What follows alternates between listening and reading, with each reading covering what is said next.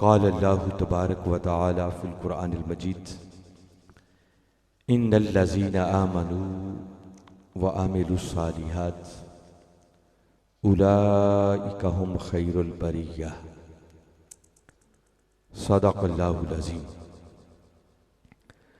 قابل صد احترام علماء کرام، مشائخ اعظام، صاحبزادگان، معزز مہمانان گرامی، قائدین تحریک منہاج القرآن اور آج کی اس درس عرفان القرآن کی نشست میں موجود جملہ خواتین و حضرات، اللہ رب العزت کا لاکھ لاکھ شکر ہے کہ جس نے اپنی توفیق خاص اور حضور نبی اکرم صلی اللہ علیہ وآلہ وسلم کے نالین مبارک کے تصدق سے ہمیں ایک مرتبہ پھر نارووال کی سرزمین پر ان 5 روزہ دروس عرفان القرآن کے انعقاد کی توفیق بخشی، اور جس حسن نظم، جس خوبصورتی اور جس محبت اور ذوق و شوق کے ساتھ ان دروس عرفان القرآن کی نشستوں کا انعقاد کیا جا رہا ہے، میں اس پر اس میرج ہال کی انتظامیہ کے جملہ اراکین کو، اہالیان نارووال کو اور بالخصوص تحریک منہاج القرآن اور اس کے جملہ فورمز کے جملہ قائدین کو، ذمہ داران کو، عہدے داران کو، رفقا کو اور ہر اس شخص کو جس نے کسی بھی حوالے سے ان نشستوں کے انتظام و انصرام میں حصہ لیا ہے، میں سب کو دل کی گہرائیوں سے مبارکباد بھی پیش کرتا ہوں اور دعا گو ہوں کہ اللہ رب العزت آپ کی اس کاوش کو اپنی بارگاہ میں شرف قبولیت عطا فرمائے۔ 5 روزہ دروس عرفان القرآن کی ان نشستوں کے اس سلسلہ کی آج یہ دوسری نشست ہے۔ کل پہلی نشست تھی جس میں حضرت علامہ جمیل احمد زاہد صاحب نے مستفوی معاشرہ اس کے حوالے سے بڑی خوبصورت گفتگو یقیناً ارشاد فرمائی ہوگی، اور آج کی اس دوسری نشست میں ہماری گفتگو کا عنوان وہ ہے کامیابی کے بنیادی تقاضے۔ قرآن پاک کا اگر مطالعہ کیا جائے تو اللہ رب العزت نے بہت سارے مقامات پر مختلف اینگلز سے کامیابی کے تقاضوں کو بیان کیا ہے، اور وہ اتنے مقامات ہیں کہ کسی ایک نشست کے اندر ان تمام مقامات کو احاطہ گفتگو میں لانا یہ کسی صورت بھی ممکن نہیں ہے۔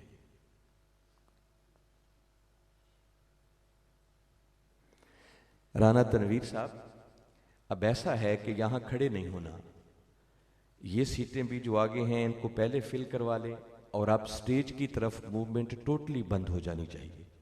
اتنی یکسوئی اور توجہ رہنی چاہیے کہ میں ابھی سے جو گفتگو کر رہا ہوں ایک ایک لفظ کی طرف توجہ ہوگی تو بات سمجھ آئے گی۔ اگلی سیٹوں کو پہلے فل کروا لیں، یہ سیٹیں بھی ادھر والی جو ہیں یہ فل ہو جائیں تاکہ بعد میں جتنے لوگ آئیں پھر ان کو باہر پیچھے پروٹوکول کے ساتھ آپ ریسیو کریں اور بٹھاتے چلے جائیں۔ پھر سٹیج کی طرف اب آنا جانا بالکل بند ہو جانا چاہیے۔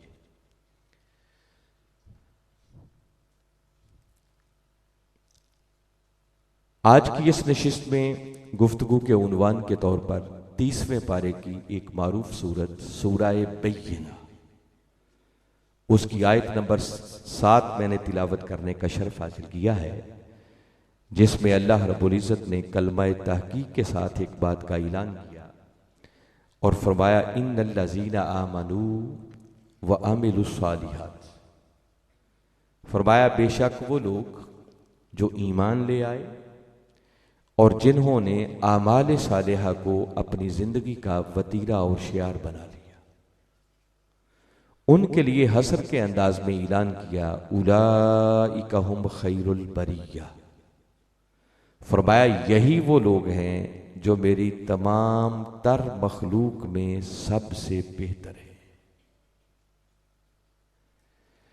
اور اگلی آیت میں ارشاد فرمایا جزاؤہم عند ربہم جنات عدن، فرمایا ان خوش نصیبوں کے لیے جزا کے طور پر پھر ان کے رب کے پاس ہمیشہ رہنے کے لیے باغات ہیں، جنتیں ہیں، تجری من تحتہا الانہار، جن کے نیچے نہریں رواں ہوں گی، خالدین فیہا ابدا، اور پھر یہ ہمیشہ ہمیشہ ان جنتوں اور باغات میں رہیں گے۔ اور آگے ایک بڑی خاص بات کی، آگے فرمایا رضی اللہ عنہم ورضوا عنہ، فرمایا یہی وہ خوش نصیب ہیں کہ جن سے ان کا رب راضی ہو گیا اور یہ اپنے رب سے راضی ہو گئے۔ ذالک لمن خشی ربہ، اور فرمایا یہ سب کچھ اس خوش نصیب کے لیے ہے جو اپنے رب سے ڈرتا رہا۔ حاضرین مکرم، ان دو آیات کریمہ پر اگر غور کیا جائے تو باری تعالیٰ نے پہلی بات تو یہ کی ہے کہ وہ خوش نصیب جو صاحبان ایمان ہیں اور صاحبان اعمال صالحہ ہیں، جو اپنے کردار میں دو خوبیوں کو پیدا کر لیتے ہیں، ایک ایمان اور دوسرا اعمال صالحہ۔ فرمایا ایک تو یہ کہ یہ خوش نصیب میری تمام تر مخلوق میں سب سے بہتر ہے۔ اس سے بڑی سند اور ڈگری کیا ہوگی کہ خود خدا ان کے بہتر ہونے کا اعلان کر رہا ہے۔ اور آگے جو ان کی جزا بیان کی ہے، فرمایا ان کے لیے ہمیشہ رہنے کے لیے باغات ہوں گے، جنتیں ہوں گی جن کے نیچے نہریں رواں ہوں گی، ہمیشہ ہمیشہ ان جنتوں میں رہیں گے۔ اور یہ جو فرمایا کہ ان سے پھر ان کا رب راضی ہو گیا اور پھر رب ان کو جزا وہ عطا کرے گا کہ اس جزا کو پا کر یہ اپنے رب سے راضی ہو جائیں گے۔ تو نارووال والو ذرا سوچ کے مجھے بتائیں کہ اگر کسی خوش نصیب سے اس کا مولا ہی راضی ہو جائے اور پھر وہ جزا ایسی اس بندے کو عطا کرے کہ جس جزا کو پا کر وہ بندہ اپنے رب سے راضی ہو جائے، تو ذرا سوچیں کہ اس سے آگے بھی کوئی ڈگری پاس کرنے والی بچتی ہے؟ اس سے بڑی کامیابی بندے کے لیے اور کیا ہوگی؟ اور یہ کامیابی ان خوش نصیبوں کو ملے گی جو اپنے کردار میں دو خوبیاں پیدا کریں گے، ایک ایمان اور ایمان کے ساتھ ساتھ اعمال صالحہ۔ اس کا مطلب کہ اگر حقیقی کامیابی کسی کو چاہیے تو اس کے بنیادی تقاضے دو ہیں، ایک ایمان ہے اور دوسرا اعمال صالحہ ہے۔ یہ بات باری تعالیٰ نے قرآن پاک میں 20 مقامات پر ارشاد فرمائی ہے۔ میں صرف ایک مقام آپ کے اور گوش گزار کرتا ہوں تاکہ مزید آپ کو کلیئرٹی ہو کہ ایمان اور اعمال صالحہ کے حامل لوگوں کے لیے کیسی کیسی اللہ رب العزت نے جزائیں رکھی ہیں۔ سورہ حامیم السجدہ 41واں سورہ ہے قرآن پاک کا، اس کی آیت نمبر 8 ہے۔ باری تعالیٰ نے پھر اسی انداز میں بات کی، فرمایا ان الذین آمنوا وعملوا الصالحات، بے شک وہ لوگ جو ایمان لے آئے اور جنہوں نے اعمال صالحہ کو اپنی زندگی کا وتیرہ اور شعار بنا لیا، ان کے لیے فرمایا لہم اجر غیر ممنون، فرمایا ان کے لیے پھر اجر وہ ہے جو اجر کبھی ختم ہونے والا ہے ہی نہیں۔ ایسا اجر ان کو دیا جائے گا جو اجر پھر کبھی ختم نہیں ہوگا۔ اور ایک پھر قابل غور بات ہے کہ کبھی ٹھنڈے دل سے سوچیں کہ اگر کسی بندے کو اجر ایسا مل جائے جو اجر کبھی ختم نہیں ہوگا، تو کیا خیال ہے جس بندے کو ایسا اجر ملے گا وہ بندہ خود ختم ہو جائے گا؟ اگر وہ بندہ ہی ختم ہو گیا تو اس کو ایسا اجر دے کے کرنا کیا ہے کہ بندہ موجود ہی نہ ہو اور اس کا اجر موجود ہو۔ اگر باری تعالیٰ یہ فرما رہے ہیں کہ ان کو اجر ایسا ملے گا جو اجر کبھی ختم نہیں ہوگا، تو اس کا معنی یہ ہے کہ باری تعالیٰ فرما رہے ہیں کہ جس خوش نصیب کو ایسا اجر ملے گا پھر موت بھی اسے مار نہیں سکے گی، بلکہ وہ مر کے بھی ہمیشہ کے لیے زندہ ہو جائے گا۔ اس سے بڑی کامیابی اور کیا ہو سکتی ہے؟ تو میں نے بتایا قرآن کے 20 مقامات، مور دین 50 مقامات ہیں، یہ بھی میں بڑی محتاط بات کر رہا ہوں، اس سے بھی زیادہ ہے جہاں باری تعالیٰ نے ایمان اور اعمال صالحہ کے حامل لوگوں کے لیے بڑی بڑی خوشخبریوں کا اعلان کیا، جس سے کہنا یہ مقصود ہے کہ اگر کوئی شخص حقیقی کامیابی چاہتا ہے تو حقیقی کامیابی کے بنیادی تقاضے وہ دو ہیں، جن میں ایک ایمان ہے اور ایمان کے ساتھ ساتھ پھر دوسرا تقاضا اعمال صالحہ ہے۔ آئیے آج تھوڑی دیر کے لیے رک کر اس بات کو سمجھتے ہیں کہ ایمان کسے کہتے ہیں۔ دو تقاضے ہیں، ان دونوں تقاضوں کو آج ہم نے سمجھنا ہے۔ اب جتنی دامن وقت میں گنجائش ہوگی میں اتنی کی بات آج آپ کے سامنے رکھوں گا۔ سورہ حجرات، ایمان کو سمجھنے کے لیے قرآن پاک کے پھر سینکڑوں مقامات ہیں جہاں اللہ رب العزت نے ایمان اور مومن کو ڈیفائن کیا ہے، مگر 4 مقامات قرآن پاک میں ایسے ہیں جہاں اللہ رب العزت نے حصر کے انداز میں مومن کی تعریف کی ہے، اور بات یوں شروع کی، انما المؤمنون، انما یہ کلمہ حصر ہے، اور اس انداز میں کل 4 مقامات قرآن کے ہیں جہاں باری تعالیٰ نے انما المؤمنون کہہ کر بات کی ہے، اور آج میری کوشش ہوگی کہ کم از کم ان میں سے 3 مقامات آپ کے ضرور گوش گزار کروں، اگر وقت ملا تو چوتھا بھی ملائیں گے۔ ان میں سے پہلا مقام جو پڑھ رہا ہوں وہ سورہ حجرات، قرآن پاک کا 49واں سورہ ہے اور اس کی آیت نمبر 15 ہے۔ باری تعالیٰ نے ارشاد فرمایا، انما المؤمنون، مومن صرف وہ لوگ ہیں، یہ صرف کلمہ حصر کا معنی انما کا ہے کہ اس کے علاوہ مومن کوئی نہیں ہے۔ کون؟ الذین آمنوا باللہ ورسولہ، فرمایا جو اللہ پر بھی ایمان لائیں اور اس کے رسول صلی اللہ علیہ وسلم پر بھی ایمان لائیں، ثم لم یرتابوا، اور پھر اللہ اور اس کے رسول پر ایسا ایمان لائیں کہ اس ایمان میں شک کی دراڑ پیدا نہ ہونے دیں، پختہ پکا اور سچا ایمان۔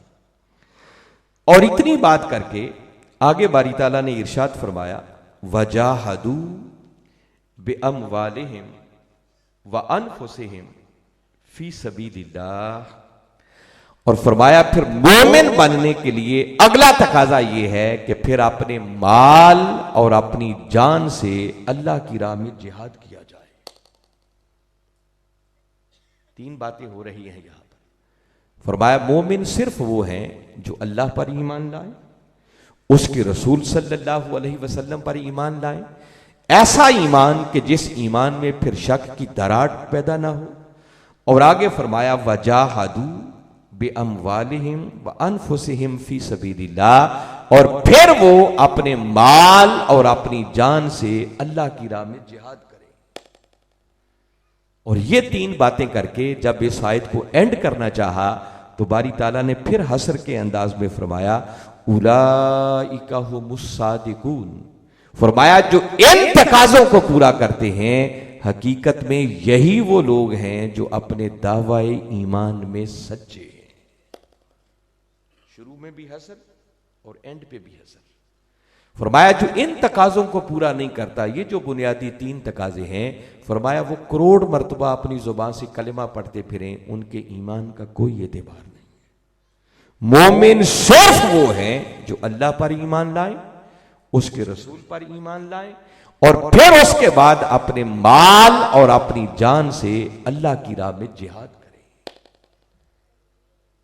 آج یہ بڑی خاص باتیں ہیں جو آپ کے گوش گزار کروں گا۔ یہ جو بالخصوص تیسرا پہلو ہے نا، یہ ہماری گفتگو کا کبھی عنوان ہی نہیں بنتا، اور باری تعالیٰ نے اس کو ایمان کے حصے کے طور پر بیان کیا ہے۔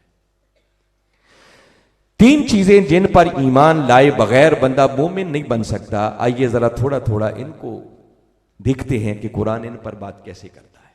پہلا تقاضا بیان کیا کہ اگر مومن بننا چاہتے ہو تو اللہ پر پکا اور سچا ایمان چاہیے۔ اللہ پر ایمان لانے سے مراد یہ ایک ایک سبجیکٹ پھر ایسا ہے کہ جن پر گھنٹوں گفتگو درکار ہے، تب جا کر صحیح معنوں میں یہ ٹاپک کور ہو سکتا ہے، مگر ہم نے محدود وقت کے اندر رہتے ہوئے بات کرنی ہے تو میں چند ضروری باتیں صرف آپ کے گوش گزار کروں گا۔ قرآن کی ایک معروف آیت کریمہ آپ نے پڑھی ہوگی، سنی ہوگی۔ باری تعالیٰ نے ارشاد فرمایا، والذین آمنوا اشد حبا للہ، اللہ پر ایمان کا تقاضا بیان ہوگا۔ فرمایا اللہ پر ایمان لانے والے وہ ہیں جو کائنات کی ہر شے سے بڑھ کر اپنے مولا سے محبت کرتے ہیں۔ بلکہ مترجمین نے لکھا ہوتا ہے کہ مومن وہ ہیں جو اپنے مولا سے ٹوٹ ٹوٹ کر محبت کرتے ہیں۔ خالی محبت کی بات نہیں، اشد حبا، اس پر اشد کا لفظ آ گیا حب۔ اور جب محبت شدید ہو جائے تو پھر اسے خالی محبت نہیں کہتے بلکہ اسی کو عشق کہا جاتا ہے۔ فرمایا مومن وہ ہیں جو اپنے مولا سے عشق کرتے ہیں، اور جن کو مولا کے عشق کی ایک چنگاری نصیب ہو جائے، باری تعالیٰ نے پھر ان کا حال، ان کی کیفیات بیان کی۔ فرمایا پھر ان کا حال یہ ہوتا ہے، الذین یذکرون اللہ قیاما وقعودا وعلی جنوبہم، فرمایا پھر وہ اٹھتے بیٹھتے چلتے پھرتے حتیٰ کہ پہلوؤں کے بل لیتے، وہ ہر وقت اپنے مولا کا ذکر کرتے رہتے ہیں۔ وہ ایک لمحے کے لیے بھی پھر اپنے مولا کی یاد سے غافل نہیں ہوتے۔ یہ اللہ پر ایمان لانے والے لوگ ہیں۔ ایسے ہی لوگوں کا حال بیان کیا سورہ فرقان میں۔ فرمایا والذین یبیتون لربہم سجدا وقیاما، یہ مولا سے عشق کرنے والے وہ ہیں کہ جب اپنے مولا کے حضور عبادت کے لیے حاضر ہوتے ہیں نا تو ان کی ساری رات کبھی سجدے میں بیت جاتی ہے، کبھی قیام میں بیت جاتی ہے۔ ذرا ساتھ ساتھ ہم بھی اپنا جائزہ لیتے جائیں، ہم بھی ایمان کے دعوے دار بیٹھے ہیں نا، آج ہمارا مولا کے ساتھ کتنا تعلق رہ گیا ہے۔ یہ گفتگو، یہ تقریر اس لیے نہیں ہے کہ آپ سن کے حظ لیں اور بعد میں جا کر کہیں کہ آج علامہ صاحب نے کیا خوب کمال کا خطاب کیا۔ نہیں، یہ باتیں خود کو بدلنے کے لیے، ان باتوں کو سنیں اور اپنے من میں اتاریں، اور پھر اپنی زندگی کا جائزہ لے کر جہاں جہاں بھی ہم کمی کجی محسوس کریں اس کی اصلاح کرنے کی کوشش کریں۔ دیکھیں نا کتنی حیرت کی بات ہے کہ ہم سارے ایمان کے دعوے دار بیٹھے ہیں اور آج گفتگو اس بات پر ہو رہی ہے کہ ایمان کسے کہتے ہیں۔ ابھی ایمان سمجھنا پڑ رہا ہے، مومن کسے کہتے ہیں۔ تو فرمایا مومن وہ ہیں پھر جب اپنے مولا کے حضور عبادت کے لیے حاضر ہوں تو کبھی ساری رات سجدے میں بیت جاتی ہے، کبھی قیام میں بیت جاتی ہے۔ پوچھئے سیدہ کائنات فاطمہ الزہرا سلام اللہ علیہا کا حال۔ کہتے ہیں جب سردیوں کی طویل راتیں ہوتی اور وہ اپنے مولا کے حضور عبادت کے لیے حاضر ہوتی تو ایک ہی سجدہ اتنا لمبا ہوتا کہ مؤذن صبح فجر کی اذان کہہ دیتا، اور جب اذان کی آواز کانوں میں پڑتی تو ایک سرد آہ بھر کر سجدے سے سر اٹھاتی اور عرض کرتی کہ مولا تو نے کتنی چھوٹی راتیں بنائی ہیں کہ تیری فاطمہ جی بھر کے ایک سجدہ بھی ادا نہیں کر سکتی۔ یہ عاشقان الہی ہے۔ آج کے ہمارے درس قرآن کی نشست میں دیکھیں مرد بھی جلوہ افروز ہیں اور خواتین بھی ہیں، اور مرد بسا اوقات مذکر ہونے کی وجہ سے خود کو بڑا سپیریئر سمجھتے ہیں، ہم بڑے اعلیٰ ہیں، ہمارا مقام و مرتبہ زیادہ ہے۔ آئیے آج قرآن کی روشنی میں بتاتا ہوں کہ اللہ کی نگاہ میں حقیقی مرد کون ہے۔ مردانگی یہ مذکر ہونے کو نہیں کہتے، اللہ کے نزدیک مردانگی کسی اور چیز کا نام ہے۔ وہ باری تعالیٰ نے قرآن میں ارشاد فرمایا رجال لا تلہیہم تجارت ولا بیع عن ذکر اللہ، فرمایا مرد وہ ہے کہ دنیا کی خرید و فروخت جنہیں اللہ کی یاد سے غافل نہ کرنے پائے، جو ہر حال میں اللہ کی یاد میں شامل رہا۔ باری تعالیٰ فرما رہے ہیں ہماری نگاہ میں اگر کوئی حقیقی مرد ہے تو صرف اور صرف وہی ہے، جس کا مطلب کہ اگر کوئی عورت ہو کر ہر حال میں اللہ کے ذکر میں مشغول رہی تو اللہ کی نگاہ میں وہ عورت ہو کر بھی مرد ہے، اور اگر کوئی بظاہر مرد ہو کر اللہ کی یاد سے غافل ہو گیا تو قرآن اعلان کر رہا ہے کہ وہ مرد ہونے کے باوجود بھی خدا کی نگاہ میں عورت ہے. مرد بننا چاہتے ہیں تو وہ جو کہتے ہیں نا ہاتھ کار والے تے دل یار والے، یہ ہے مردانگی، کہ بندہ ایک لمحے کے لیے بھی اپنے مولا سے کی یاد سے غافل نہ ہونے پائے. یہ قرآن ڈیفائن کر رہا ہے کہ مرد کون ہوتے ہیں، مردانگی کسے کہتے ہیں. اور میں نے بتایا تھا کہ وہ انما المؤمنون والی آیات آپ کے سامنے رکھوں گا. جب اللہ پر ایمان لانے کے حوالے سے ان تقاضوں کو دیکھتے ہیں تو سورہ انفال قرآن پاک کی 8ویں سورت ہے اور اس کی دوسری آیت ہے. باری تعالیٰ نے پھر اسی طرح بات شروع کی، فرمایا انما المؤمنون، مومن صرف وہ لوگ. کون؟ الذین اذا ذکر اللہ وجلت قلوبہم. فرمایا مومن صرف وہ ہے کہ جب ان کے ہاں اللہ کا ذکر کیا جائے تو ان کے دل اس مولا کے خوف سے کانپ اٹھتے ہیں.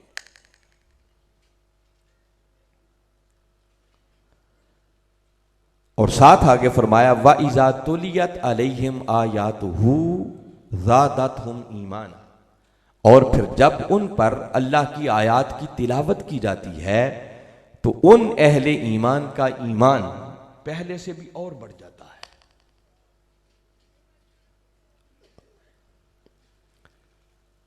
کیا خیال ہے بھئی، نیند تو نہیں آ رہی بعض لوگوں کو؟ سحری کے اثرات تو ہوتے ہیں، کیونکہ میں دیکھ رہا ہوں کہ کچھ فرنٹ سیٹوں والے بھی سو رہے ہیں. تو بات میں نے اس لیے کی ہے کہ تاکہ پیچھے بھی کوئی سویا ہے تو وہ بھی اٹھ جائے. آپ اتنی محنت کے ساتھ اپنا آرام چھوڑ کر یہاں پر آئے ہیں تو میں چاہتا ہوں اب تھوڑی سی جرت کا اور مظاہرہ کریں اور تھوڑا سا ذرا جاگ کے بیٹھیں.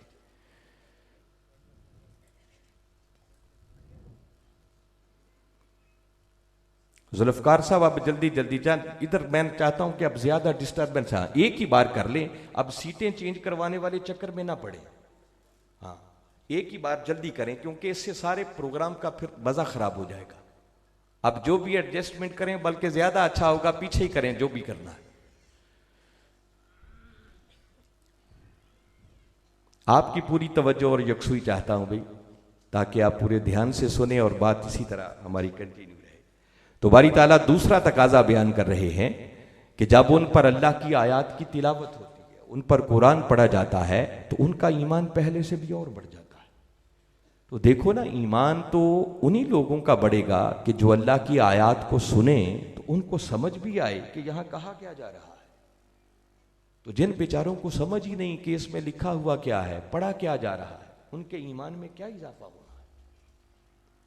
اور ہماری بدقسمتی یہ ہے کہ ہماری زندگیاں بیت جاتی ہیں، ہمیں صحیح ڈھنگ سے نہ قرآن پڑھنا آتا ہے، نہ سمجھ آتی ہے کہ اس کتاب کے اندر لکھا کیا ہے. اور باری تعالیٰ فرما رہے ہیں کہ حقیقی مومن وہ ہیں کہ جب ان پر میری آیات کی تلاوت ہوتی ہے تو ان آیات کو سن کر ان کا ایمان پہلے سے بھی اور بڑھ جاتا ہے. دیکھو نا کتنی کیٹاگریز کے لوگ ہو گئے. کچھ تو وہ ہیں جو قرآن کو پڑھتے ہی نہیں اور قرآن کو سنتے ہی نہیں. کچھ وہ ہیں جو پڑھیں اور سنیں تو صرف لفظوں تک محدود رہتے ہیں، صرف ان کو تلاوت کا اجر اور ثواب ملتا ہے کہ انہوں نے قرآن پڑھا. کچھ خوش نصیب وہ ہیں جو اس سے ایک قدم پھر مزید آگے بڑھتے ہیں اور ان کو پھر سمجھ بھی آتی ہے کہ لکھا کیا ہے، وہ ترجمہ بھی ان کے من میں اتر رہا ہوتا ہے. مگر جن کا ایمان بڑھتا ہے وہ خالی ایسے نہیں، فرمایا کچھ ایسے خوش نصیب بھی ہوتے ہیں کہ جب ان پر میرے قرآن کی آیات کی تلاوت ہوتی ہے، وہ جب قرآن کو سنتے ہیں تو فقط سن کر سمجھتے نہیں، ادھر اللہ کی جنتوں کا ذکر ہوتا ہے، ادھر آنکھیں بند کر کے وہ اللہ کی جنت کی سیر کر رہے ہوتے ہیں. اللہ کی نعمتوں کا ذکر ہوتا ہے، وہ چشم تصور میں ان نعمتوں کا نظارہ کر رہے ہوتے ہیں. کبھی رب کی ملاقات کی بات ہوتی ہے تو مومن چشم تصور میں آنکھیں بند کر کے سوچتا ہے کہ وہ کیسا سہانا لمحہ ہوگا جب وہ مولا اپنے حسن مطلق سے پردے اٹھا کر براہ راست اپنا دیدار عطا کرے گا. کچھ اس کیفیت میں ڈوب کر قرآن کو پڑھتے اور سنتے ہیں، اور جو اس کیفیت میں ڈوب کر قرآن کو پڑھیں اور سنیں تو پھر ان کا ایمان بڑھتا ہے کہ اچھا میرے مولا نے یہ وعدہ بھی کیا ہے، مولا نے یہ وعدہ بھی کیا ہے، اللہ نے یہ انعام بھی عطا کرنا ہے، یہ نعمت بھی میسر آئے گی۔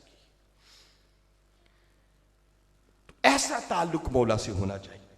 اب میں پھر کہہ رہا ہوں کہ یہ ایک ایک عنوان پورے خطاب کا تقاضا کرتا ہے، مگر آگے باری تعالیٰ نے اسی آیت میں پھر فرمایا وَعَلَىٰ رَبِّهِمْ يَتَوَكَّلُونَ، اور صحیح معنوں میں مومن صرف وہ ہیں جو ہر حال میں اپنے رب پر ہی توکل کرتے ہیں، کچھ مل جائے تب بھی، کچھ نہ ملے تب بھی ان کا فائنل بھروسہ اور توکل اگر کسی ذات پر ہوتا ہے تو وہ صرف اللہ کی ذات پر ہوتا ہے۔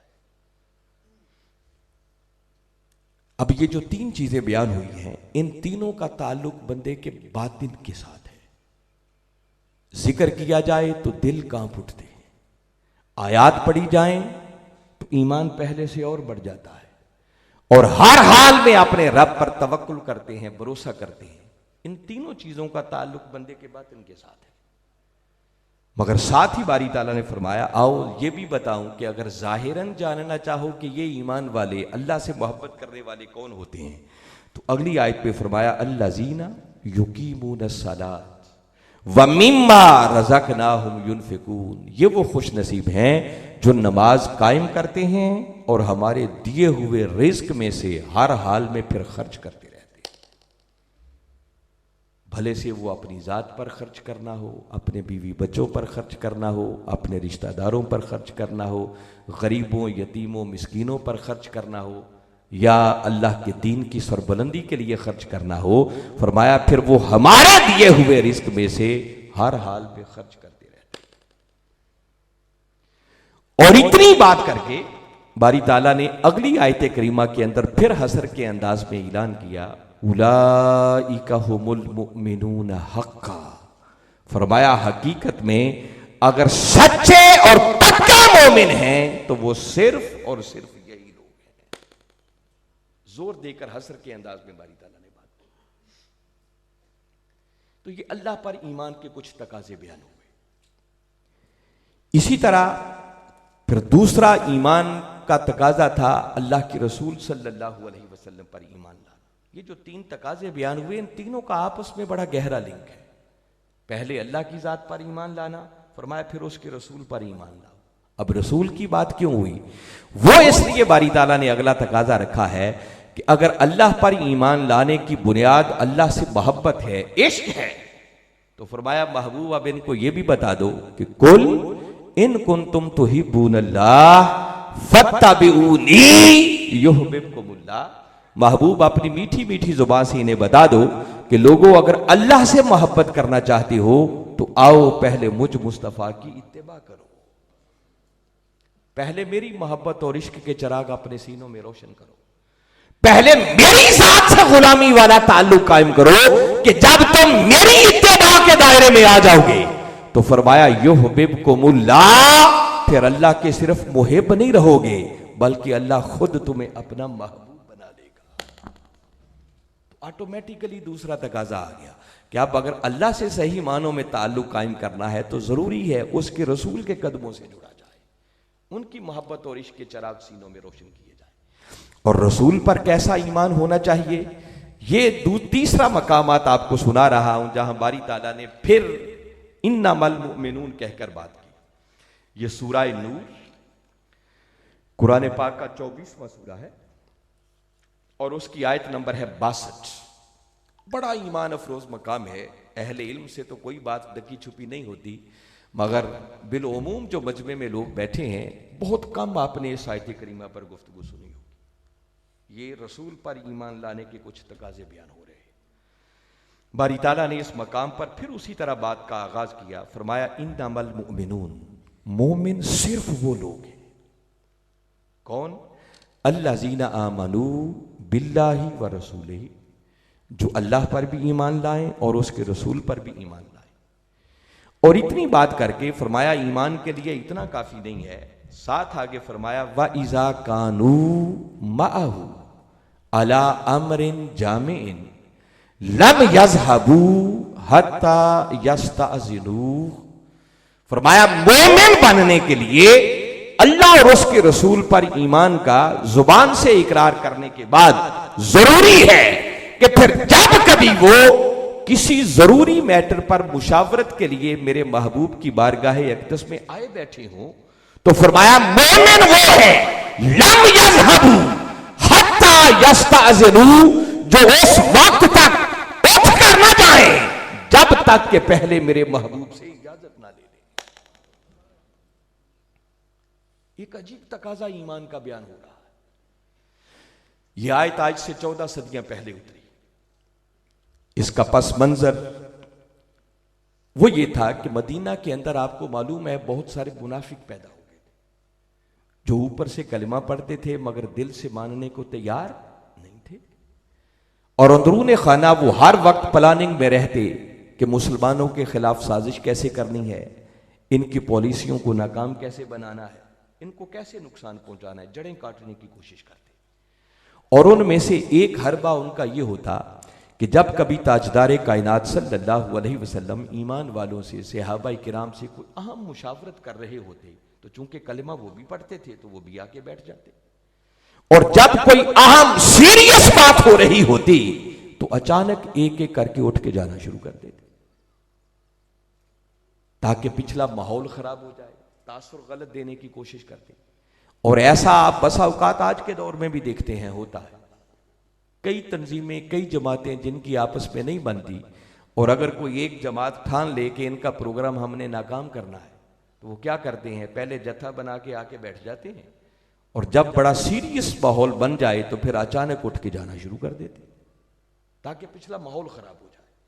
اور یہ کام آج کے دور میں نہیں ہے، یہ کام 14 صدیاں پہلے کے منافق بھی کرتے تھے۔ باری تعالیٰ نے قرآن کی آیت بھیج دی، فرمایا زبان سے صرف اللہ اور اس کے رسول پر ایمان لے آنا ہی کافی نہیں ہے، مومن بننے کے لیے شرط یہ ہے کہ جب کبھی پھر وہ میرے محبوب مکرم صلی اللہ علیہ وسلم کی بارگاہ میں آئے بیٹھے ہوں، لم یذهبوا، اس وقت تک اٹھ کر نہ جائیں، حتی یستأذنوا، جب تک کہ وہ پہلے میرے محبوب سے اجازت نہ لے لیں۔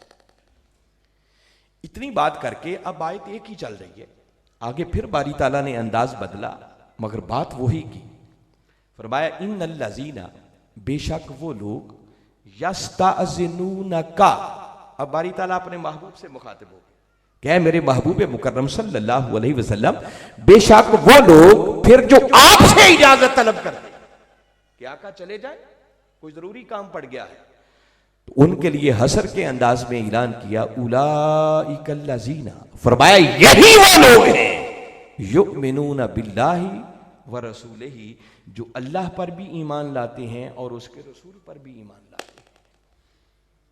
فرمایا محبوب جو آپ سے اجازت لیے بغیر چلے گئے، کروڑ کلمہ پڑھتے پھریں، ان کے ایمان کا کوئی اعتبار نہیں ہے۔ دو باتیں ہو گئی، آیت ابھی بھی ختم نہیں ہوئی۔ اب باری تعالیٰ نے پھر اسی آیت میں تیسری شک بیان کی اور آگے فرمایا فَإِذَا اسْتَأْذَنُوكَ لِبَعْضِ شَأْنِهِمْ، اور اے میرے محبوب مکرم صلی اللہ علیہ وسلم، پھر جب وہ اپنے کسی اہم میٹر کے لیے، ضروری معاملہ کے لیے آپ سے اجازت طلب کریں، میٹنگ ہو رہی تھی، آئے بیٹھے تھے، ایمرجنسی ہو گئی کسی کے گھر، سمجھنے کے لیے یوں سمجھیں کہ کسی کے گھر ڈیتھ ہو گئی، کوئی اور ضروری کام پڑ گیا، اب جانا ضروری تھا، اس نے کھڑے ہو کر اجازت مانگی کہ آقا کیا میں چلا جاؤں؟ اب سنیں قرآن آگے کیا کہتا ہے، آگے باری تعالیٰ فرماتے ہیں فَأَذَنْ لِمَنْ شِئْتَ مِنْهُمْ، محبوب اب ان کا اجازت لے لینا ہی کافی نہیں ہے کہ اجازت مانگی ہے تو بھیجنا ضروری ہو گیا، نہیں، فرمایا محبوب اب مختار، مالک، ہم نے آپ کو بنا دیا، آپ کی مرضی، جسے چاہیں جانے دیں، جسے چاہیں نہ جانے دیں۔ یہ رسول پر ایمان لانے کے تقاضے بیان ہو رہے ہیں۔ فرمایا اجازت مانگ لی تو ضروری نہیں ہے کہ آپ ان کو بھیجنا ضروری ہے، نہیں، فرمایا محبوب آپ مالک آپ ہیں، مختار آپ ہیں، آپ کی مرضی ہے، جسے چاہیں اجازت دیں، جسے چاہیں اجازت نہ دیں۔ تین باتیں ہو گئی۔ اب آگے اس سے بھی زیادہ تعجب اور حیرت والی بات ہے، آیت وہی چل رہی ہے آگے، اتنی بات کر کے آگے باری تعالیٰ نے پھر اپنے محبوب سے فرمایا وَاسْتَغْفِرْ لَهُمُ اللَّهُ، اے میرے محبوب اب یہ جو اجازت لے کے جا رہے ہیں، جنہیں آپ نے اپنی مرضی سے جانے کی اجازت دے دی ہے، اب آپ ان جانے والوں کے لیے میری بارگاہ میں معافی کی سفارش کر دیں، آپ ان کے لیے استغفار کریں، ان کے لیے میری بارگاہ سے بخشش طلب کریں، ان کی معافی کی سفارش کر دیں۔ بندہ حیران ہو کے سوچتا ہے کہ مولا غلطی تو ہوئی کوئی نہیں، تقاضے تو سارے پورے ہو گئے، تو نے ایک بات کی کہ میرے محبوب کی بارگاہ میں آ جاؤ، تو اس وقت تک جانا نہیں جب تک اجازت نہ لے لو، یہی سچے ایمان والے ہیں۔ اس کے بعد اختیار تو نے اپنے محبوب کو دے دیا کہ محبوب اگر ایمرجنسی ہو جائے، کوئی اجازت مانگے تو اختیار آپ کا ہے، چاہے جانے دیں چاہے نہ جانے دیں۔ اب ایمرجنسی ہوئی، کسی نے کھڑے ہو کر اجازت مانگی اور آقا نے خود جانے کی اجازت دے دی، تو مولا تقاضے تو سارے پورے ہو گئے، اب معافی کی سفارش کیوں، اب استغفار کیوں کیا جائے، اب ان کے لیے بخشش کیوں طلب کی جائے؟ باری تعالیٰ یہ کلمات وارد کر کے سمجھانا چاہ رہے ہیں کہ محبوب ہاں سارے تقاضے پورے ہو گئے، مگر میری غیرت کو یہ بھی گوارا نہیں ہے کہ محبوب جب تیری بارگاہ میں گئے تھے تو کوئی مرتا تھا تو مرتا تھا، مگر تیری بارگاہ سے بڑھ کر ضروری کام تو کوئی نہیں تھا نا۔ انہوں نے اس طرح جانے کا بھی کیسے سوچ لیا؟ یہ جو آپ اس طرح جا رہے ہیں محبوب، ایسا نہ ہو کہ میرا اس طرح جانے پر بھی عذاب بڑک اٹھے اور کہیں میرے عذاب کی گرفت میں نہ آ جائیں۔ محبوب اب تو ان کی معافی کی سفارش کر دے، ان اللہ غفور الرحیم، کہ جب تیرے اللہ پہ ان کی معافی کے لیے ہل جائیں گے تو اللہ انہیں معاف بھی فرما دے گا اور ان پر رحمتوں کے بادل بھی نچھاور کر دے گا۔ اور باری تعالیٰ نے شروع بات کی انما المومنون، لوگوں مومن صرف یہ لوگ ہیں۔ اب آپ سوچیں گے کہ آیت کریمہ تو 14 صدیاں کے پہلے کے حالات کے تناظر میں اتری، تو آج ہمیں کیا میسج اور پیغام اس سے ملا؟ دیکھو قرآن کی کوئی آیت کسی جگہ پر رکتی نہیں ہے، وہ قیامت تک کے لیے پھر جنرلائز ہو جاتی ہے۔ تو ہمیں سوچنا ہوگا کہ باری تعالیٰ نے ہمیں کیا میسج دیا۔ باری تعالیٰ اس آیت کریمہ کے ذریعے ہمیں یہ پیغام دے رہے ہیں کہ لوگوں صحیح معنوں میں مومن صرف وہ ہے جو کملی والے آقا صلی اللہ علیہ وسلم کے ادب میں خود کو فنا کر دیتا ہے۔ جب تک کوئی شخص پہلے کملی والے آقا کی محبت، عشق اور ادب میں خود کو مٹاتا نہیں ہے، وہ کروڑ کلمے پڑھتا پھرے، اس کے ایمان کا کوئی اعتبار نہیں ہے۔ یہ ایمان کا بنیادی تقاضا ہے۔ میں نے بتایا کہ ایک ایک سبجیکٹ کئی گھنٹوں کی گفتگو کا تقاضا کرتا ہے۔ میں صرف اس کی تائید میں ایک قرآن کی آیت آپ کو سناتا ہوں، سورہ النساء، 4 سورت ہے۔ باری تعالیٰ نے ایک عجیب انداز میں بات کی اور بات کا آغاز قسم کھا کے کیا اور فرمایا فلا وربک، محبوب قسم ہے تیرے رب کی۔ قربان جائیں وہ اس مولا کی قسم کھانے پر۔ مولا تو رب تو کائنات کے ذرے ذرے کا ہے اور خود کہتا ہے الحمدللہ رب العالمین، تو سارے جہانوں کا رب ہے، تو یوں قسم کھانا کہ سارے جہانوں کے رب کی قسم۔ اب یہ کیا بات ہوئی؟ کہتا ہے محبوب صرف تیرے رب کی قسم۔ تو وہ بتانا چاہ رہا ہے کہ لوگوں ہاں رب تو کائنات کے ذرے ذرے کا ہوں، مگر جو مزہ مصطفیٰ کا رب ہونے میں ہے نا، وہ کسی اور کا رب ہونے میں نہیں ہے۔ اور فلا وربک یہ فرما کر در حقیقت باری تعالیٰ فرما رہے ہیں کہ محبوب تیرے بنانے والے کی قسم، تیرا پیکر حسن تراشنے والے کی قسم، تیری زلف واللیل سنوارنے والے کی قسم، پیارے اس رب کی قسم جس نے تجھے اتنا حسین بنایا ہے۔ یہ تو قسم کھائی، یہ ایک الگ پورا سبجیکٹ ہے، مگر سوال یہ ہے، دیکھنا یہ ہے کہ باری تعالیٰ نے قسم کھا کے آگے بات کیا کی؟ فرمایا فلا وربک، محبوب تیرے رب کی قسم، لا یؤمنون، یہ مومن ہو ہی نہیں سکتے۔ کروڑ کلمے پڑھ کے پھرے، یہ مومن نہیں ہو سکتے۔ کب تک؟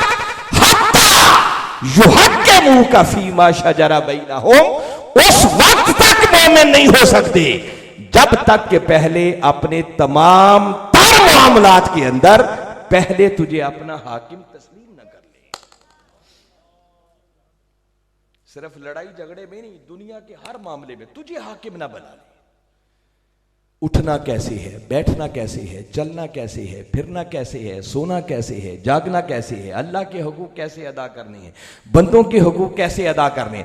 فرمایا جب تک زندگی کے ہر میٹر میں، ہر معاملے میں تجھے حاکم نہ بنا لے کہ آقا نے کیا فیصلہ فرمایا، یہ امر کیسے کرنا، اور فرمایا محبوب خالی حاکم ہی نہ مانے، ثم لا یجدوا فی انفسہم حرجا مما قضیت، اور پھر آپ اس معاملے میں جو فیصلہ فرما دیں اس فیصلے پر اپنے دلوں کے اندر کوئی ذرہ برابر بھی تنگی محسوس نہ کریں۔ اللہ دلوں کے اندر کی کیفیت کو بھی کھرچ کھرچ کے صاف کرنا چاہتا ہے، اور صرف اتنا ہی نہیں کہ فیصلے پر تنگی محسوس نہ کریں، بلکہ تیسری شک بیان کی وَيُسَلِّمُوا تَسْلِيمًا، اور محبوب تیرے فیصلے کے سامنے پھر وہ اپنے سر کو یوں جھکا دیں جیسے سر جھکانے کا حق ہوتا ہے۔ فرمایا محبوب یہ کیفیت ہے تو ایمان ہے، ورنہ تیرے رب کی قسم وہ کروڑ بار کلمہ پڑھتے پھریں، ان کے ایمان کا کوئی اعتبار نہیں ہے، وہ مومن نہیں ہو سکتے۔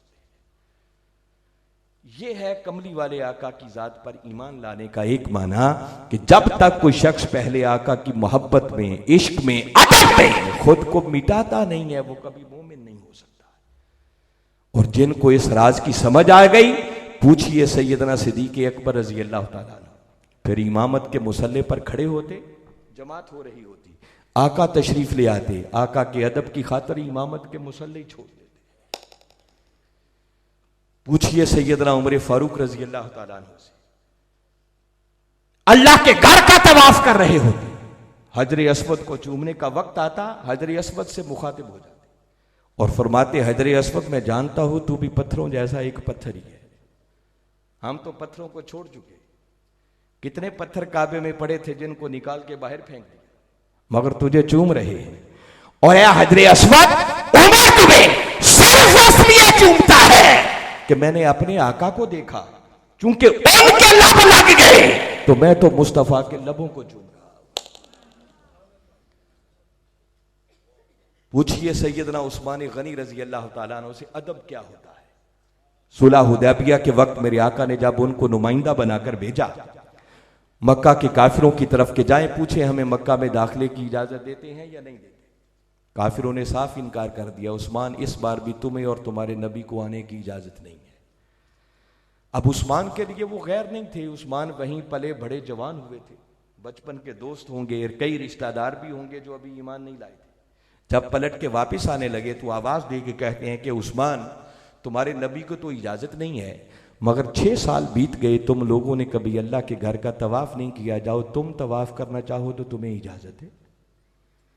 قربان جائیں عثمان کی ایمانی غیرت پر۔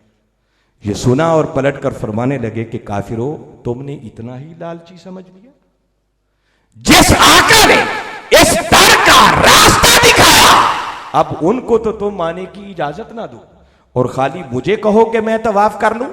فرمایا عثمان طواف نہیں کرے گا، عثمان طواف تب کرے گا جب یار آگے آگے ہوگا، عثمان پیچھے پیچھے ہوگا۔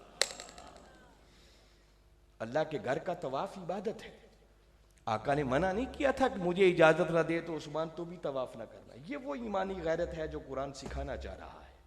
جب تک اس درجے کا تعلق پیدا نہیں ہوتا ایمان میسر نہیں آتا۔ پوچھئے مولا کائنات علی شیر خدا سے، عصر جیسی نماز آقا کے ادب پر قربان کر دیتے۔ میں بتا رہا ہوں یہ پورے خطاب کا تقاضا کرتے ہیں سبجیکٹ، مگر مجھے ایک بڑے اہم موضوع کی طرف ساتھ آپ کو لے کے چلنا ہے، تو میں نے اللہ پر ایمان، اس کے رسول پر ایمان کے بنیادی تقاضے قرآن کی روشنی میں آپ کے سامنے رکھے۔ سورہ حجرات کی وہ آیت جہاں سے ہم نے بات کو آگے بڑھایا تھا، وہاں باری تعالیٰ نے ایک تیسری بات کی جو میں نے کہا تھا کہ یہ باتیں آپ نے کم گفتگو میں سنی ہوں گی علماء سے۔ وہاں باری تعالیٰ نے ارشاد فرمایا انما المؤمنون، مومن صرف وہ ہے الذین آمنوا باللہ ورسولہ، جو اللہ پر ایمان لائیں، اس کے رسول پر ایمان لائیں، ثم لم یرتابوا، اور پھر اس ایمان میں شک کی دراڑ پیدا نہ ہونے دیں۔ اللہ اور اس کے رسول کے ایمان کی بات یہاں تک ہوئی۔ اب آگے فرمایا کہ اگر مومن بننا چاہتے ہو تو اگلا تقاضا یہ ہے وجاہدوا باموالہم وانفسہم فی سبیل اللہ، پھر اپنے مال اور اپنی جان سے اللہ کی راہ میں جہاد کیا جائے۔ اور فرمایا جو ان تقاضوں کو پورا کرتے ہیں اولئک ھم الصادقون، حقیقت میں یہی وہ لوگ ہیں جو اپنے دعوی ایمان میں سچے ہیں۔ تو یہ اللہ کی راہ میں جہاد کیا ہوتا ہے؟ جس کے بغیر ایمان ہی مکمل نہیں ہوتا، اور یہ ایمان کے حصے کے طور پر بیان ہوا ہے قرآن کے۔ جہاد کا لفظ سنتے ہی خیال اس طرف چلا جاتا ہے کہ شاید اس کا معنی یہ ہے کہ گن پکڑ لیں، میدان جنگ میں چلے جائیں اور کافروں سے لڑیں۔ جہاد کے وسیع تر تصور میں کسی نہ کسی کونے خدرے میں یہ معنی بھی ایگزسٹ کرے گا، نکالا نہیں جا سکتا، مگر جہاد کا سارا معنی یہ نہیں ہے۔ اگر صرف یہی معنی لے لیا جائے تو اس جہاد کی نوبت تو ہر مومن کی زندگی میں آتی نہیں ہے، تو پھر جہاد کا کوئی وسیع مفہوم ڈھونڈنا پڑے گا۔ جہاد کا لفظ نکلا ہے جہد سے، اس کا معنی ہوتا ہے جد و جہد کرنا، تگ و دو کرنا، کوشش کرنا، ایفرٹ کرنا۔ اور باری تعالیٰ فرما رہے ہیں کہ مومن بننے کے لیے اللہ اور اس کے رسول پر ایمان لانے کے بعد بنیادی تقاضا یہ ہے کہ پھر اپنے مال اور اپنی جان سے اللہ کی راہ میں جد و جہد کی جائے، تگ و دو کی جائے، محنت کی جائے، کوشش کی جائے۔ مگر سوال پھر اپنی جگہ پر ہے کہ وہ جد و جہد، وہ تگ و دو، وہ کوشش، وہ ایفرٹ فار وٹ، کس کے لیے جد و جہد کی جائے؟ یہ بات سمجھنے سے تعلق رکھتی ہے۔ اس کا تعلق جیسے میں نے بتایا نا، تین ہی تقاضے ہیں اور تینوں آپس میں بڑے ریلیٹڈ ہیں، اللہ پر ایمان، اس کے رسول پر ایمان، اور مال اور جان سے اللہ کی راہ میں جہاد۔ اللہ پر ایمان تھا تو اس کا تقاضا میں نے بتایا کہ اللہ کے ساتھ تعلق جڑتا نہیں ہے جب تک رسول کے ساتھ نہ جڑا جائے۔ اب جو تیسری بات بیان کی کہ جد و جہد کی جائے، کوشش کی جائے، ایفرٹ کی جائے، فار وٹ، اس وٹ کا جواب آپ کو دے رہا۔ یہ جو دو ہستیاں جن پر ایمان لانے کی بات کی ہے، اب جس کام کے لیے جد و جہد کرنی ہے وہ کام منشاء خدا ہے اور مقصد بعثت مصطفیٰ ہے۔ فرمایا اللہ اور اس کے رسول پر بھی ایمان پورا تب ہوگا جب اگلے اس تیسرے کام کے لیے تم محنت کرو گے، جد و جہد کرو گے۔ وہ کیا ہے؟ یہ بات تین مقامات پر باری تعالیٰ نے کی۔ باری تعالیٰ نے ارشاد فرمایا هو الذی ارسل رسولہ بالہدی ودین الحق لیظہرہ علی الدین کلہ۔ فرمایا اللہ وہ ہے جس نے اپنے رسول مکرم صلی اللہ علیہ وسلم کو ہدایت اور دین حق کے ساتھ بھیجا۔ کتنی چیزوں کے ساتھ بھیجا؟ دو چیزوں کے ساتھ، ایک ہدایت کے ساتھ اور دوسرا دین حق کے ساتھ۔ کیوں بھیجا؟ آگے فرمایا لیظہرہ علی الدین کلہ، تاکہ میرا یہ رسول اس دین حق کو دنیا کے سب باطل نظاموں پر غالب کر دے۔ یہاں تک رک کے غور کریں تو وہ جو میں نے ایک جملہ بولا تھا وہ جواب دینا چاہ رہا ہوں۔ یہ آیت زبان حال سے اعلان کر رہی ہے کہ یہ جو دین کو غالب کرنے کا کام ہے یہ منشاء خدا ہے اور مقصد بعثت مصطفیٰ ہے۔ اللہ کا منشا یہ ہے، اللہ یہ چاہتا ہے کہ وہ دین حق جو اس نے اپنے محبوب کو عطا کیا ہے وہ دنیا کے سب باطل نظاموں پر غالب آنا چاہیے۔ کبھی آپ نے سوچا کہ اللہ اس دین کو غالب کیوں دیکھنا چاہتا ہے؟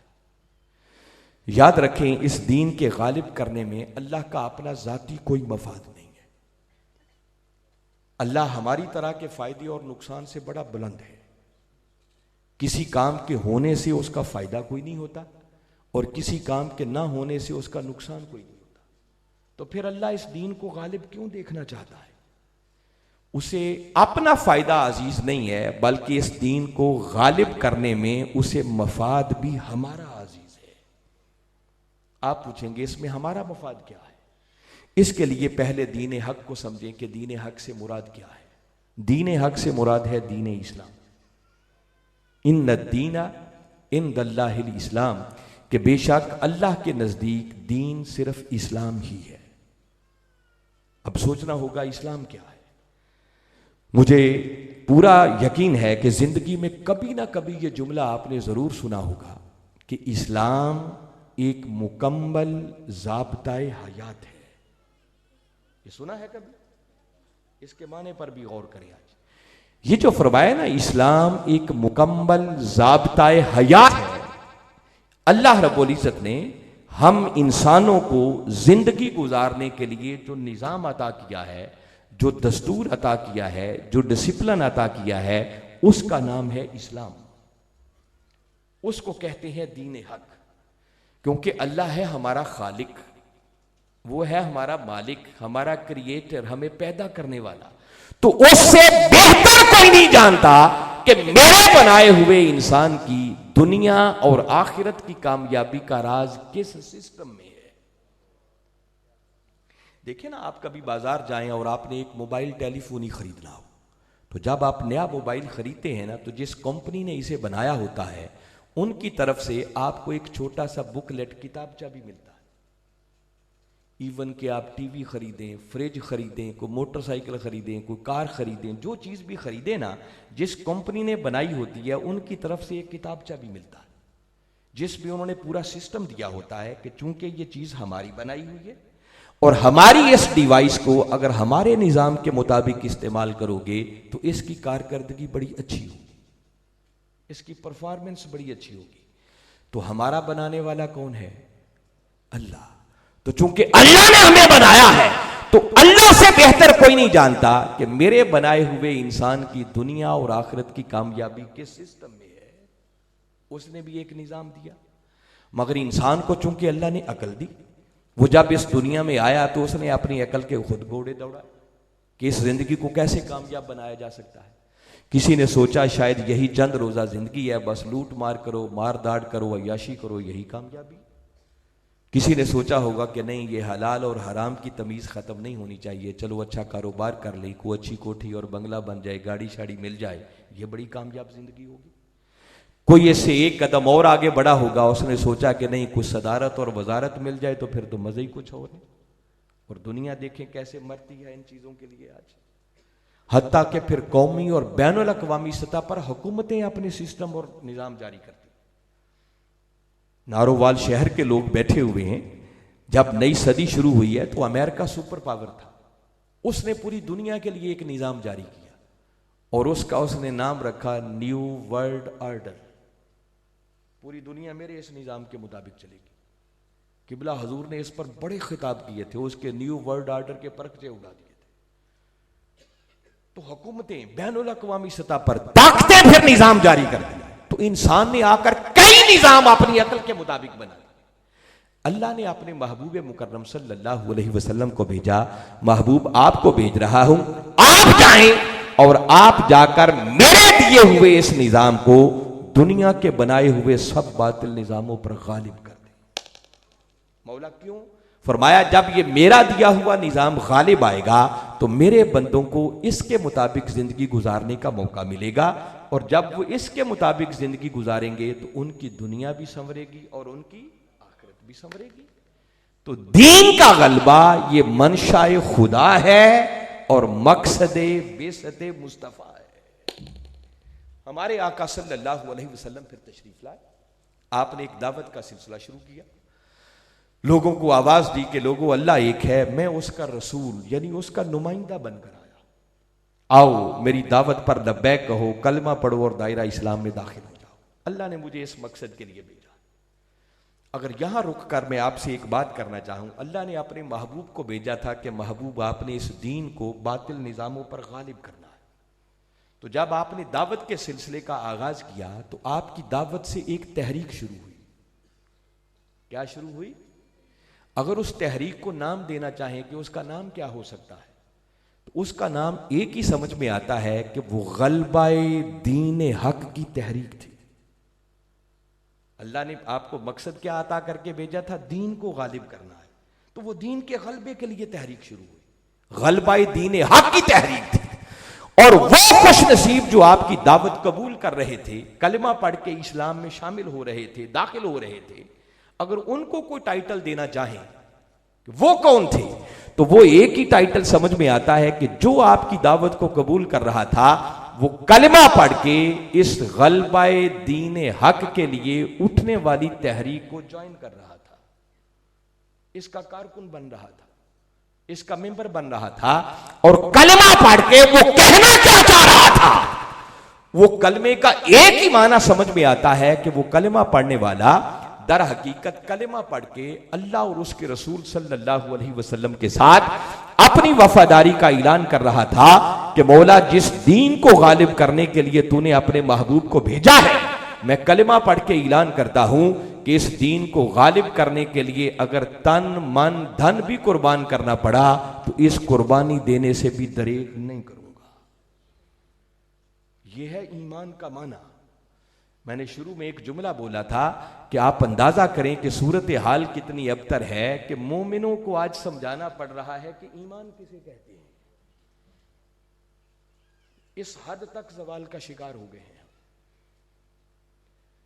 تو میں اس کو بڑے اپنے من کی تختیوں پر اتاریں جو میں کہہ رہا ہوں، یہ باتیں نہیں ملیں گی ہر جگہ سے آپ کو۔ یہ فیض ہے وقت کے مجدد حضور شیخ الاسلام کے قدموں میں بیٹھنے کا۔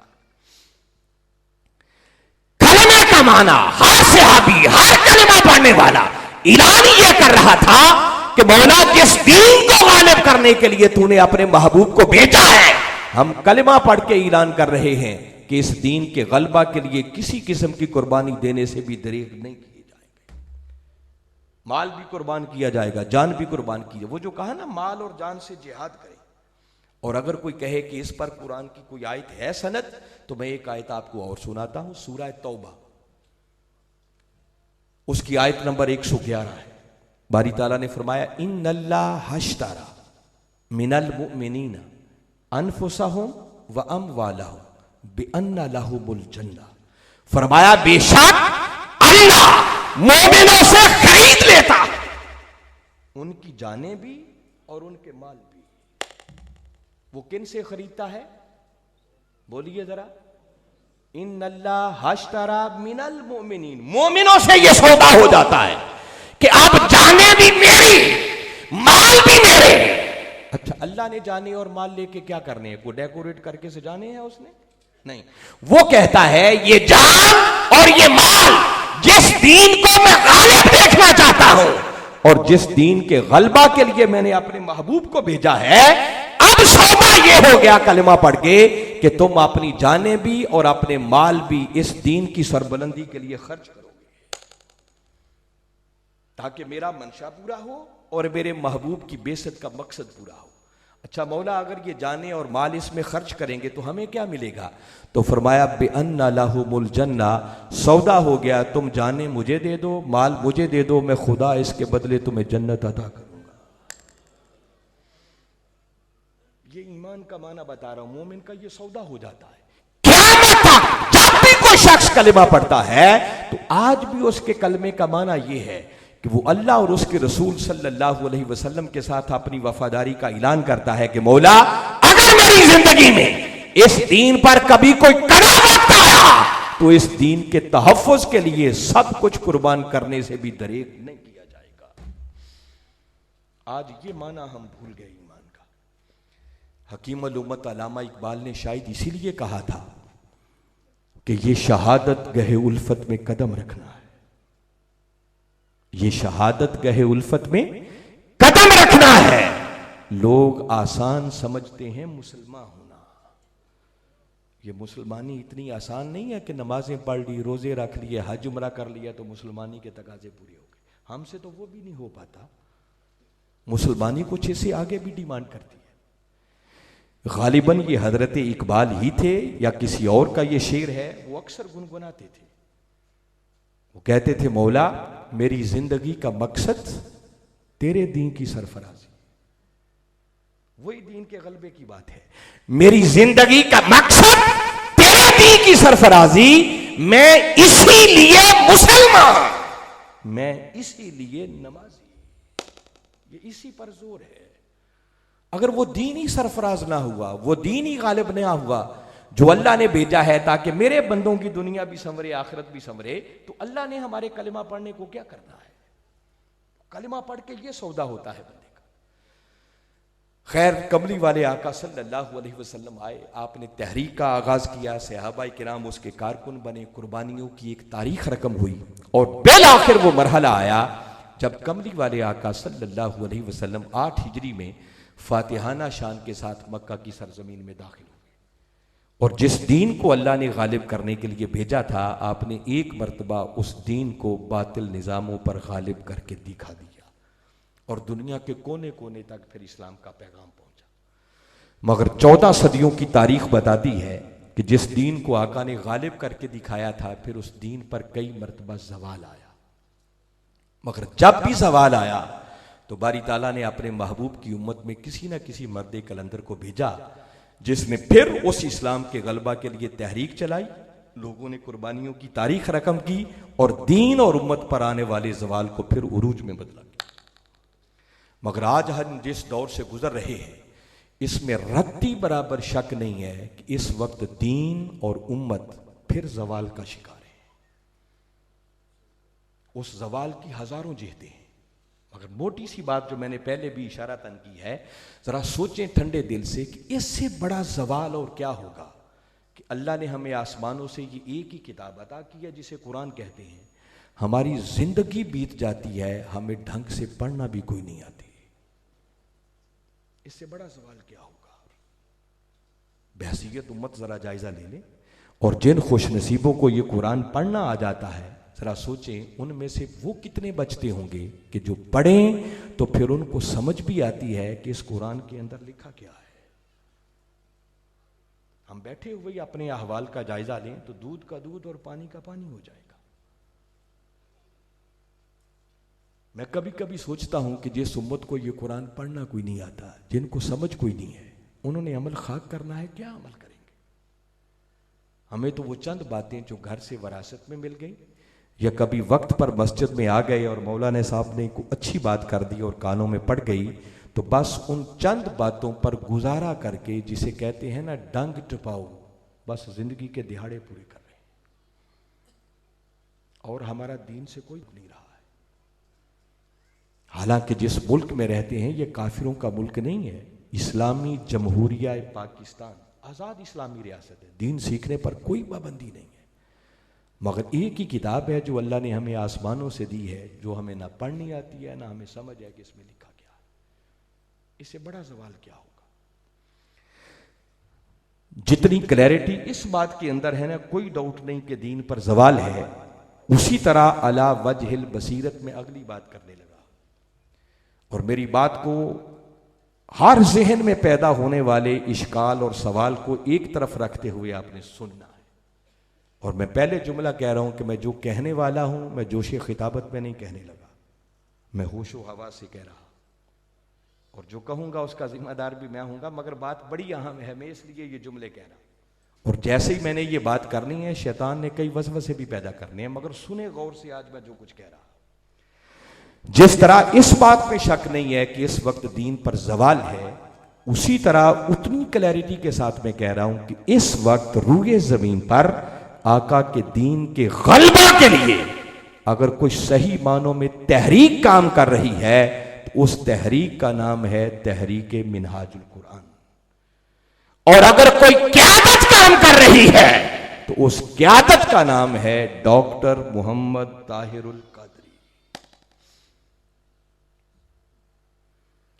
آپ کی چپ بتا رہی ہے اور آپ کی یہ حیرت بتا رہی ہے کہ کئی سوچ رہے ہوں گے کہ علامہ صاحب کی دماغی کیفیت تو ٹھیک ہے، یہ کیا کہا ہے انہوں نے. اور میں نے اس لیے شروع میں کہا تھا کہ میں جوش خطابت میں نہیں کہہ رہا. سوال آپ کے ذہنوں میں فوراً یہ پیدا ہوا ہے کہ دین کا کام کرنے والی تحریکوں اور جماعتوں کی تو کوئی کمی نہیں، جماعتیں تو بہت ساری ہیں، تو کیا میں نے سب کو نیگیٹ کر دیا؟ نہیں، یہ سمجھنے میں آپ غلطی کر رہے ہیں. جماعتیں بہت ہیں، وہ پنجابی میں کہتے ہیں نا، اٹ پٹو تے 100 نکل آؤں گی، ہر گلی محلے میں بنی ہوئی ہے. اور یاد رکھیں جو شخص جہاں بھی جس پلیٹ فارم پر بھی، حتیٰ کہ کوئی پلیٹ فارم بھی نہ ہو، تنہا دنیا کے کسی کونے میں بیٹھ کر اللہ کے دین کا کام کرتا ہے، اللہ اس کو اجر ضرور دیتا ہے، وہ اجر سے محروم نہیں رہ سکتا۔ مگر میں نے جو بات کیا وہ غور سے سمجھیں۔ دین کے کام کرنے کے کروڑوں گوشے ہیں۔ کئی لوگوں کا ذوق ہوتا ہے وہ مسجدیں بڑی بنواتے ہیں، کئیوں کا ذوق ہوتا ہے مدرسے بڑے بنواتے ہیں، کئیوں کا ذوق ہوتا ہے وہ ہر سال یتیم بچیوں کی شادیاں بڑی کرواتے ہیں، کئیوں کا ذوق ہوتا ہے وہ غریب لوگوں کو مفت کھانا کھلاتے ہیں، دسترخوان کھولے ہوتے ہیں، ہزاروں لوگ مفت روز کھانا کھا کے جاتے ہیں، کئیوں نے آرفن کیئر ہومز یتیموں کے لیے بنائے ہوتے ہیں، کئی لوگ ہر دروازہ ناک کر کے جا کر لوگوں کو دعوت دیتے ہیں آئیں نماز کے لیے، کئی مسجدوں میں بیٹھ کر بچوں کو الف با تا سا پڑھا رہے ہوتے ہیں۔ تو یہ سارے دین کے کام ہیں نا، ان میں سے کوئی کام بھی رائے گا نہیں جائے گا، اللہ ہر کام کرنے والے کو اجر عطا کرے گا۔ مگر یاد رکھیں جو میں بات کہنا چاہ رہا ہوں، یہ چند کام جو میں نے گنوائے اور اسی طرح کے بہت سے اور کام، ان میں سے کوئی ایک کام بھی ایسا نہیں ہے جس کا تعلق دین کے غلبے کے ساتھ ہو۔ مسجدیں بنانے سے دین غالب نہیں آتا، دین کو غالب کرنا ہے باطل نظاموں پر۔ آپ جتنی چاہیں بچیوں کی شادیاں کروا لیں، کیا اس سے دین غالب آ جائے گا؟ جتنے چاہیں غریبوں کو کھانا کھلاتے پھریں، اس سے دین کے غلبے کا کیا تعلق؟ وہ نیکی کا کام ضرور ہے، اللہ اس پر اجر دے گا، مگر ان کاموں کے ذریعے دین غالب نہیں آتا۔ تو آپ پوچھیں گے دین غالب کیسے آتا ہے؟ دین کے غلبہ کے لیے پہلے نمبر پر دنیا اور اس کے حالات کا ویژن اور ادراک چاہیے۔ اس دین کے غلبہ کے لیے پھر ایک فکر چاہیے، ایک سوچ چاہیے، ایک تھاٹ چاہیے، پھر اس کے لیے ایک منظم پلاننگ چاہیے، اس منظم پلاننگ کے مطابق پھر ایک مسلسل جد و جہد اور ایفرٹ چاہیے،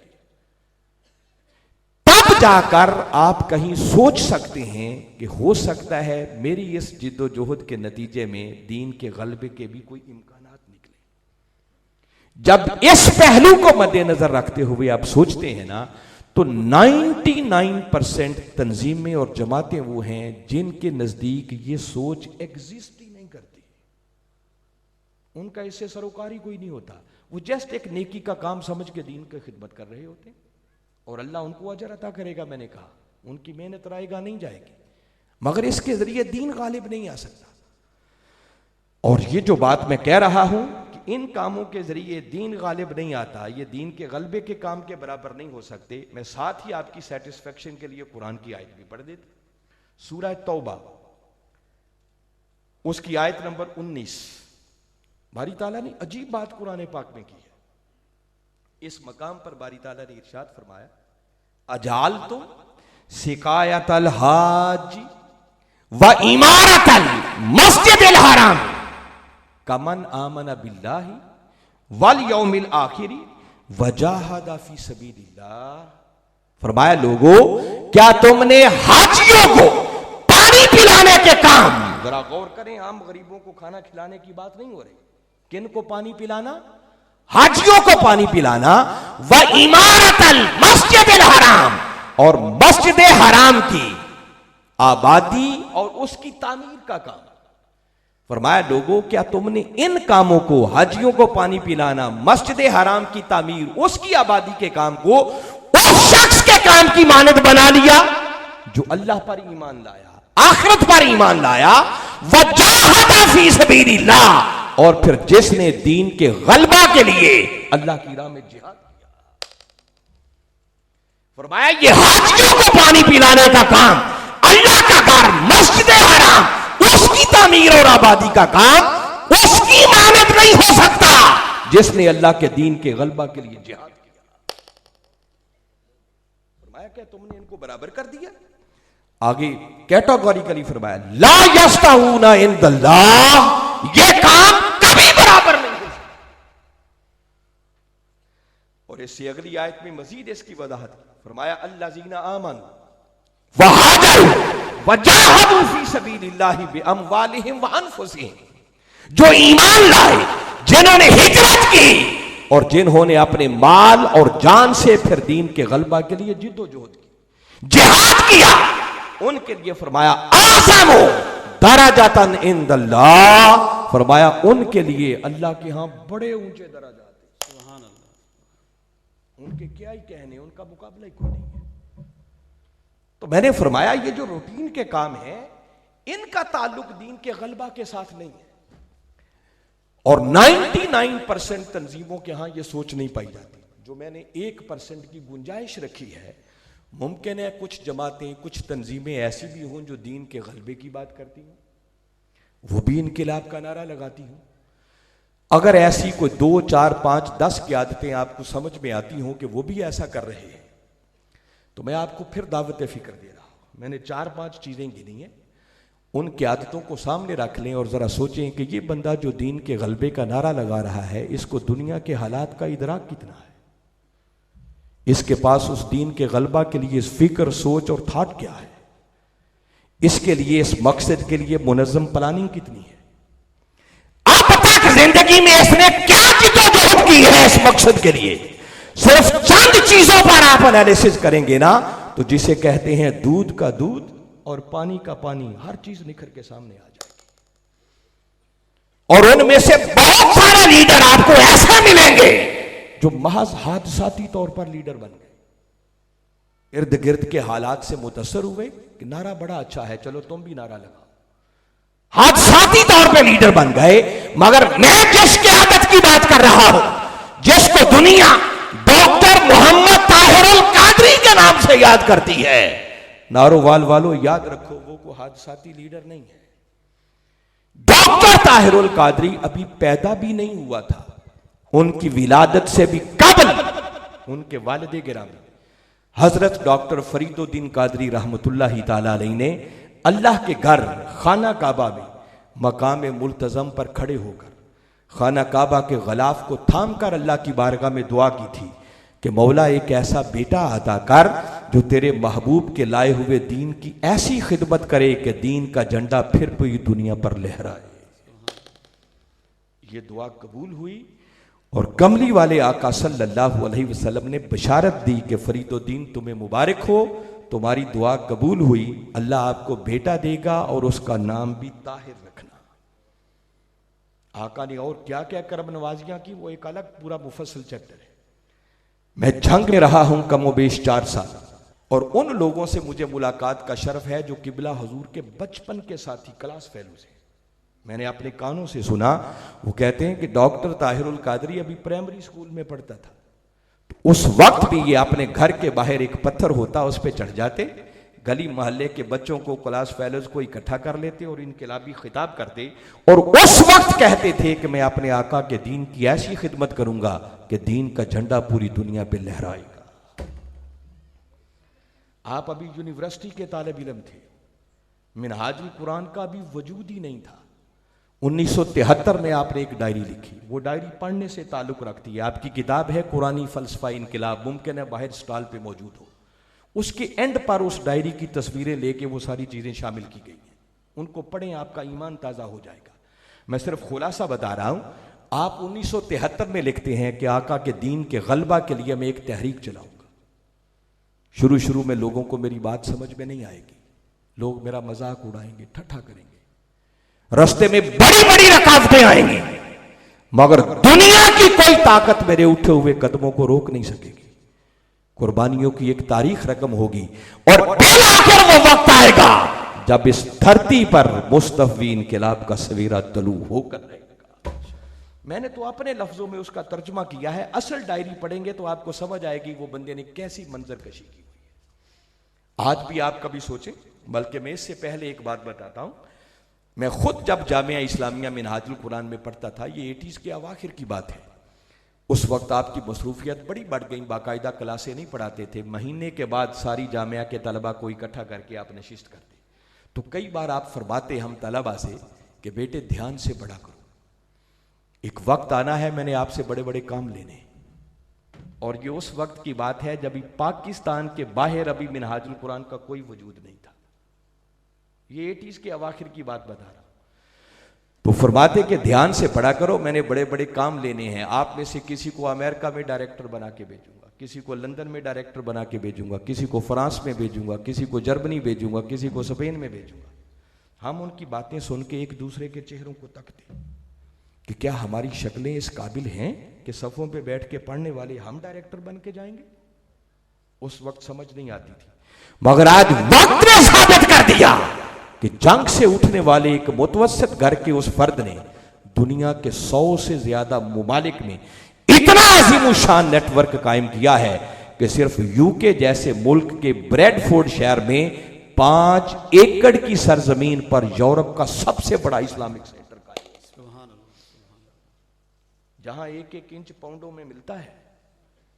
لندن کے اندر جو مرکز ہے وہ سینما ہال تھا جسے خرید کر اسلامک سینٹر بنا دیا، کینیڈا میں سکھوں کا گردوارہ تھا جسے خرید کے اسلامک سینٹر بنا دیا، یو کے جیسے ملک میں 1.5 درجن سے زیادہ اتنے عظیم الشان ہمارے اسلامک سینٹرز ہیں، یہ آپ کی مار کی بھی چھوٹی ہے، اتنے بڑے بڑے مراکز ہیں۔ اور یورپ کے ہر ملک میں، امریکہ سے لے کر جاپان تک جس ملک میں چلے جائیں آپ کو نیٹ ورک ملے گا، اور ان کے سینکڑوں کی تعداد میں ان کے طلبہ شاگرد ہیں جو وہاں پر اپنی خدمات انجام دے رہے۔ ویسے بھی آپ دیکھیں کئی بار وہ قوم سے ایسی بات کرتے ہیں جو قوم کو سمجھ میں نہیں آتی، اس وقت نہیں مانتے، مگر تھوڑا ہی وقت گزرتا ہے ہر کسی کی زبان پر پھر ایک ہی جملہ ہوتا ہے کہ ڈاکٹر طاہر القادری جو کہتا تھا ٹھیک کہتا تھا۔ نارووال والوں، میں ایک بات کہہ کے جا رہا ہوں، کسی دن اچانک آپ سو کے اٹھیں گے اور انشاءاللہ آپ کی سماعتیں سنیں گے کہ اللہ نے اس مرد کلندر کی قیادت میں اس دھرتی پر مستفی انقلاب کا سویرا بھی طلوع کر دیا ہے۔ آپ اس بات سے بھی بالا تر ہو جائیں، میں نے تو بنیادی قرآن کی فکر بتائی ہے کہ اگر ایمان کی تکمیل چاہتے ہیں نا تو اللہ اور اس کے رسول پر پکا اور سچا ایمان لانے کے بعد ایمان مکمل نہیں ہوتا جب تک کہ آقا کے لائے ہوئے دین کے غلبہ کے لیے محنت نہ کی جائے، جد و جہد نہ کی جائے، تگ و دو نہ کی جائے، ایفرٹ نہ کی جائے۔ اور یاد رکھیں یہ کام دین کے غلبے کا کوئی تنہا رہ کے نہیں کر سکتا، دین کو باطل نظاموں پر غالب کرنا ہے۔ کوئی کہے کہ میں اللہ کی کسی کونے میں خلوت نشین ہو کے دین کو غالب کر دوں گا، تو ایسے نہیں ہو سکتا۔ اس کے لیے کوئی پلیٹ فارم چاہیے، کوئی تحریک چاہیے، کوئی جماعت چاہیے، اس پر اکٹھے ہو کر کسی قیادت کے اندر جب تک نہیں چلتے یہ دین کے غلبے کا کام نہیں ہو سکتا۔ چھوڑ دے منہاج القرآن کو ایک طرف، اللہ نے عقل دی ہے، شعور دیا ہے، سمجھ دیا ہے، گھومے پھرے، تجزیہ کریں، انالیسس کریں، جو کوئی مخلص قیادت آقا کے دین کے غلبہ کے لیے کام کرتی ہوئی نظر آئے، اپنے ایمان کی تکمیل کے لیے اس کے ساتھ جڑ جائیں، تنہا نہ رہیں۔ میں یہ بنیادی بات کہنا چاہ رہا ہوں کہ یہ دین کے غلبہ کے لیے جد و جہد اور محنت یہ ہمارے ایمان کا حصہ ہے، یہ محض عمل صالح نہیں ہے۔ دین کے غلبہ کے لیے جد و جہد یہ ایمان ہے، اور آقا کے لائے ہوئے دین پر عمل کرنا یہ اعمال صالحہ ہے۔ وہ جو 2 بنیادی تقاضے میں نے کامیابی کے جہاں سے بات شروع کی تھی کہ اگر حقیقی کامیابی چاہیے تو حقیقی کامیابی کے بنیادی تقاضے 2 ہی ہیں، ایک ایمان ہے، دوسرا اعمال صالحہ ہے۔ ایمان آقا کے لائے ہوئے دین کے غلبہ کے لیے محنت اور جد و جہد کا نام ہے، اور اعمال صالحہ آقا کے لائے ہوئے اسی دین پر عمل کرنے کا نام ہے۔ یہ دونوں ملیں تو تب جا کر یہ تقاضے پورے ہوتے ہیں، اور جو یہ تقاضے پورے کر دے اللہ اعلان کر رہا ہے کہ میں اس خوش نصیب سے راضی ہو جاؤں گا، اور راضی ہو کر اجر وہ عطا کروں گا کہ جس اجر کو پا کر پھر بندہ مجھ سے راضی ہو جائے گا۔ میں امید کرتا ہوں کہ میری باتیں آپ ضائع نہیں کریں گے، ان باتوں کو اپنے من میں اتاریں گے، گھر جا کے سوچیں گے، اس پہ غور کریں گے کہ میں نے کیا باتیں کی، اور ان باتوں کو سمجھ کر سوچ کر پھر آپ کا دل جو گواہی دے پھر اس کے لیے عمل کرنے کے لیے میدان میں نکلا۔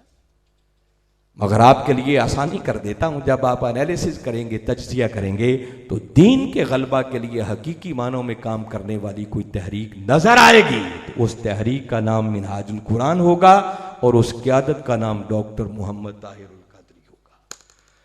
میں انہی کلمات پر اکتفا کرتے ہوئے بارے دیگر جملہ منتظمین کو دل کی گہرائیوں سے مبارکباد پیش کرتا ہوں. دعا گو ہوں کہ اللہ آپ کی اس کاوش کو قبول فرمائے.